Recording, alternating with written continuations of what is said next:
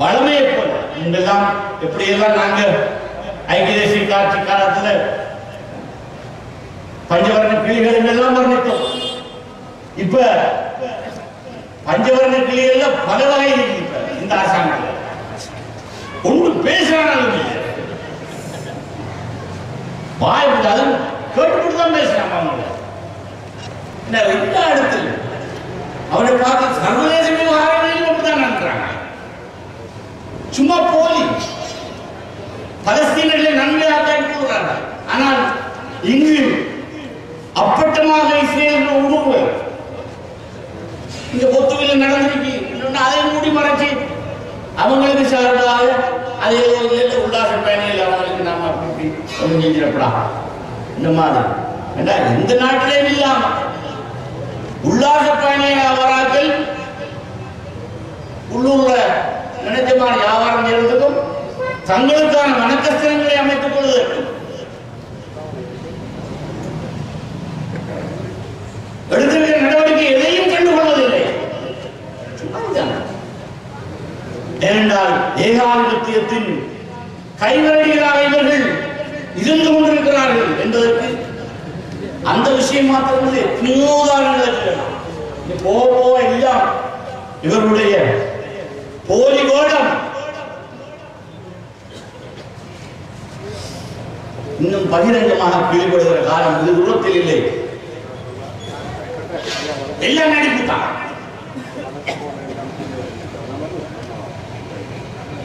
Myanmar ஆளுநர் விவகாரத்திலும் என்ன கோவம் என்ன மஹிந்த ராஜபக்ஷ கூட இதை விட நியாயமா நடந்து கொண்டார். அவ்வளவு நாங்கள் இனவாத போக்கு நடந்து கொண்ட ஆட்சியாளராக இருந்த போதிலும் கூட சர்வதேச நீதிகளுக்கு கட்டுப்பட்டு வந்திருந்த மியான்மர் அகதிகளை உரிய முறைப்படி அதே யுஎன்எச்சிஆருடைய கண்காணிப்பில் அவர்களுக்கு வேறு இடங்களில் போரிடம் பெற்றுக் கொடுக்கும் வரை அவர்களை இங்கு அகதிகளாக பராமரிக்க நிலவரம் இருந்தது. ஆனால் இந்த அரசாங்கம் பயங்கரமாக நாங்கள் திரும்பி நாடு கடத்தப்பட்டோம் என்று அவசரப்பட்டு கலைத்து. எனவே இந்த மண் இந்த கட்சியை மிக உச்சத்தில் வைத்து அலங்கரித்தது மண். என் தலைவருக்கும் வாக்களிக்க மாட்டார். ஒரு கட்டத்திலே நாங்க முஸ்லிம் காங்கிரஸ் மரத்திலே 3 பேரை எடுக்கணும். தலைவரின் காலத்தில் சாத்தியப்படவில்லை. என்னுடைய காலத்தில் நான் சாத்தியமாக்க வேண்டும். ஐக்கிய தேசிய கட்சியை ஒரு முஸ்லிமையும் நிறுத்தாமல் நாங்க மட்டும் 3 பேரை நிறுத்தி வெள்ள வச்ச 3 பேரும் அடுத்த தேர்தலில் ஓடிவிட்டாங்க.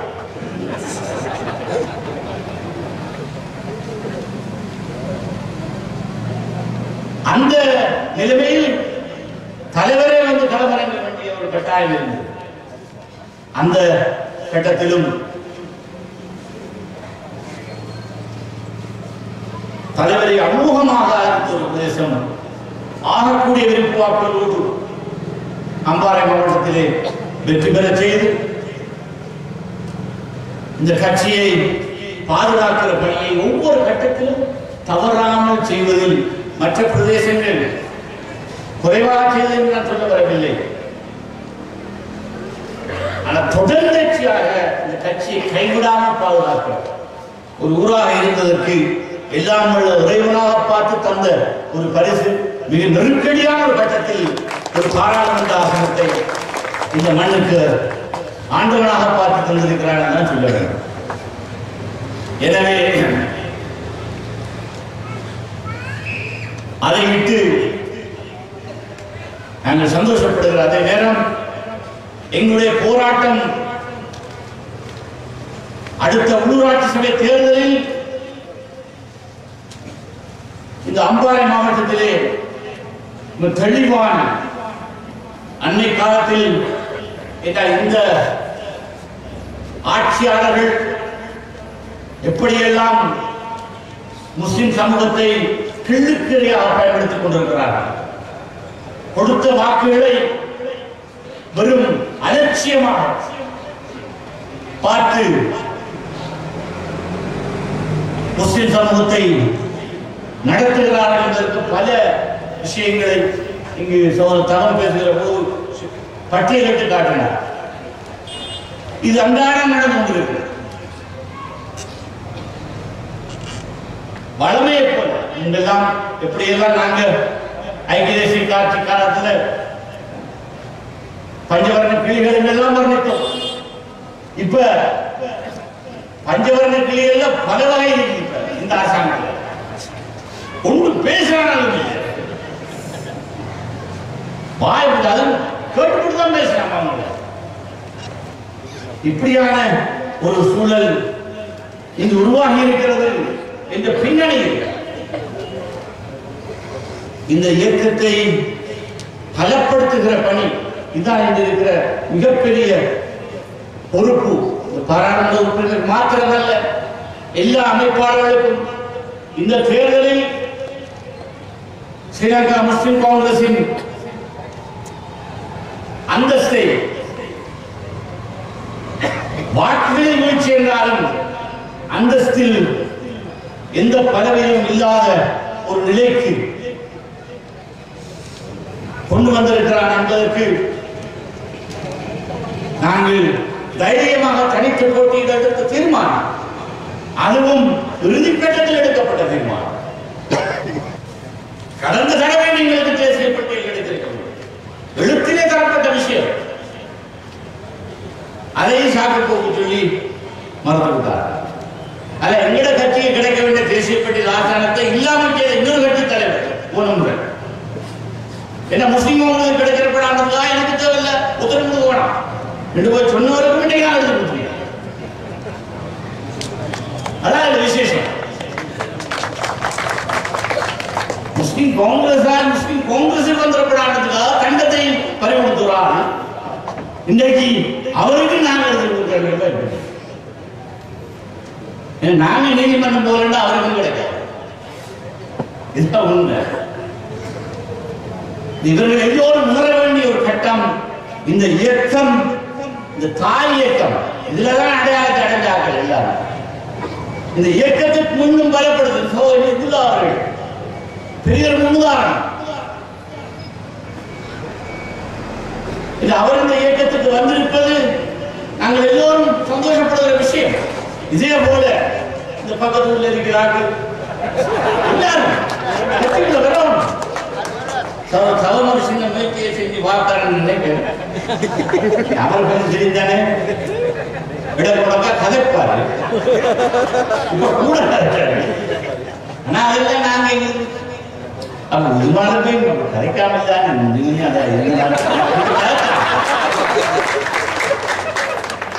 என்ன வேலையை நான் செஞ்சு மனுஷன்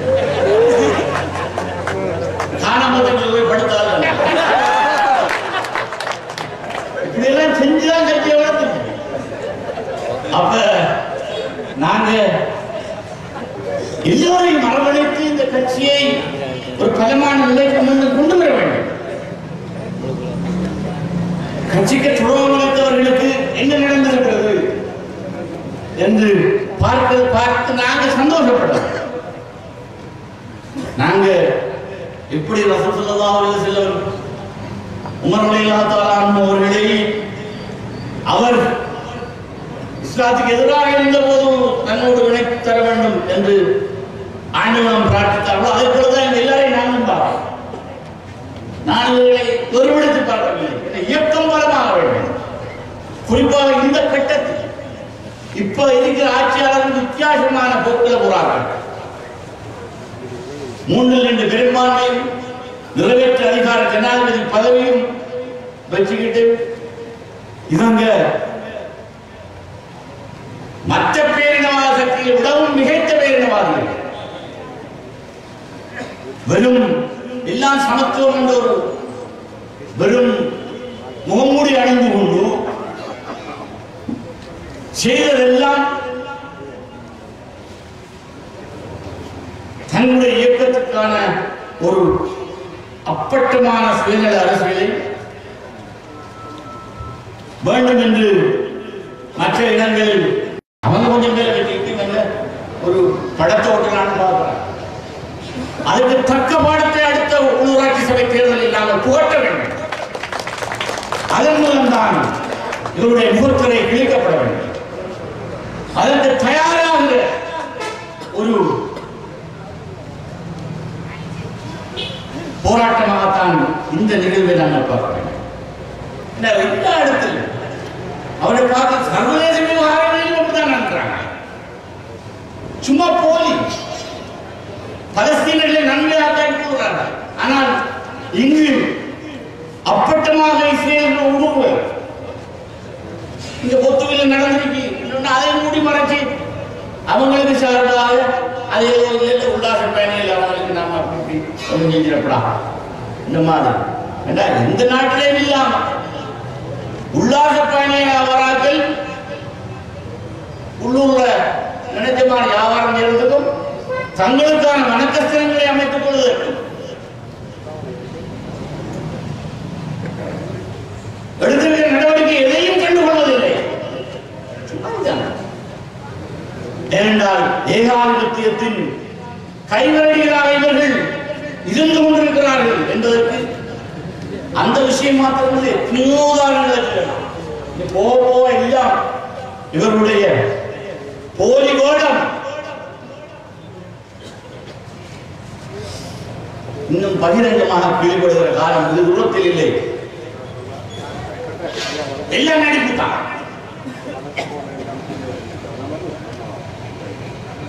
மியான்மர் ஆளுநர் விவகாரத்திலும் என்ன கோவம் தாப்பாங்க. மஹிந்த ராஜபக்ஷ கூட இதை விட நியாயமா நடந்து கொண்டார். அவ்வளவு நாங்கள் இனவாத போக்கு நடந்து கொண்ட ஆட்சியாளராக இருந்த போதிலும் கூட சர்வதேச நீதிகளுக்கு கட்டுப்பட்டு வந்திருந்த மியான்மர் அகதிகளை உரிய முறைப்படி அதே யுஎன்எச்சிஆருடைய கண்காணிப்பில் அவர்களுக்கு வேறு இடங்களில் போரிடம் பெற்றுக் கொடுக்கும் வரை அவர்களை இங்கு அகதிகளாக பராமரித்த நிலவரம் இருந்தது. ஆனால் இந்த அரசாங்கம் பயங்கரமாக நாங்கள் திரும்பி நாடு கடத்தப்பட்டோம் என்று அவசரப்பட்டு கலைத்து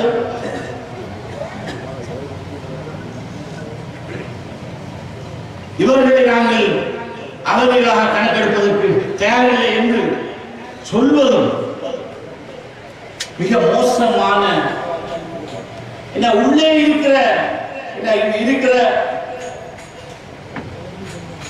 நான் எப்போ சொல்லிருக்கிறேன். ஒன்றும் சாத்தியமா இவங்க எல்லாம் கலப்பாங்க, ஒன்றும் நடக்காது.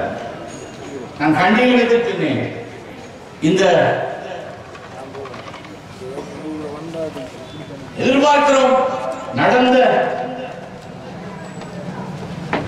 உயிர்த்த ஞாயிறு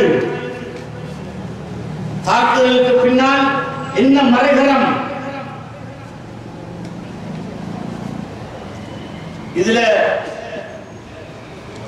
ஹிஸ்புல்லா தொடக்கம் சட்டத்தரணி ஹிஜாஸ் ஹிஸ்புல்லா ஏன் அசாத் சாரி ஏன் இந்த ரவுஃப் ஹக்கீம் என்று எல்லாரும் சாதாரணமான தொடர்பு என்று கதை அளந்து கதை கட்டி இன்னும் அதை பற்றி ஒரு புதிய ஆயிரக்குழு உறுப்பினர் ஒருவர் வந்து அரசாங்கத்தில் செஞ்ச கூத்துகளை பற்றி பேசுறதுக்கு இப்போ ஜெனிவாரம் வரப்போறார் என்றெல்லாம் கதை வருது. நிறைய ரகசியம் இருக்கு. இதுக்கு பின்னால இருந்தது யார்? அன்னைக்கு நான் ஒரு புத்தகம் வெளியிட்டு இருந்தேன். ஆங்கிலத்தில் இந்த புத்தகத்தை தமிழாக்கம்.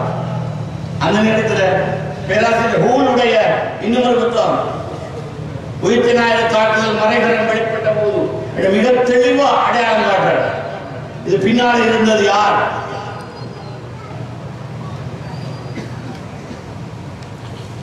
ஆட்சியை கைப்பற்றுவதற்கு திட்டமிட்டு தஹரானுடைய கும்பலை தன்னுடைய தேவைக்கு பயன்படுத்தினார்கள். அதன் பின்னணியை கண்டறிவதில் அந்த இரும்பு திரையை கிழித்தறிவதில் இந்த ஆட்சியாளர்கள் கடைசியில ஒன்று நடக்கிறது. என்னடா அந்த கட்டத்தில் இவங்களுக்கு அந்த ரகசியத்தை எல்லாம் இது திருப்பினாங்க. பிண்டேலா பிண்ட போனா சிக்கல் நிலைமைக்கு வரலாம் என்பதை நான் ஏற்கனவே கூறுகிறேன். அந்த சக்திகள் எப்படி முழு உலகத்திலேயும் முஸ்லிம்களை பயங்கரவாதிகளாக காட்டி தங்களுடைய ஆட்சியை தக்க வைத்துக் கொள்வதற்கு, தாங்கள் மத்திய கிழக்கின் எண்ணெய் வளங்களை சூறையாடுவதற்கு என்று பலவிதமான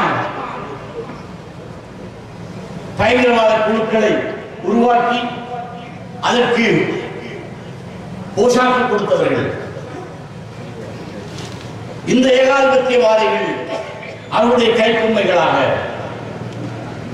இவங்க நாங்கள் ஏகாதிபத்தியவாதிகளுக்கு எதிரானவர்கள் என்ற ஒரு எண்ணத்தில் சில பேர்களாக அள்ளுப்பட்டு போயிருக்கிறார்கள். பேச்சில் மேட பேச்சில் எதையும் பேசலாம், வசீகரமாக பேசி மக்களை மயக்கி இருக்கிற ஆட்சியாளர்கள் இன்று வசமாக ஒவ்வொரு கட்டத்திலும் அவர்களுடைய வாயாலேயே இவங்க வட சுட்டு இயலாது என்ற நிலைமைக்கு இப்ப திரும்ப திரும்ப வகையாக மாற்றிக்கொள்கிறார்.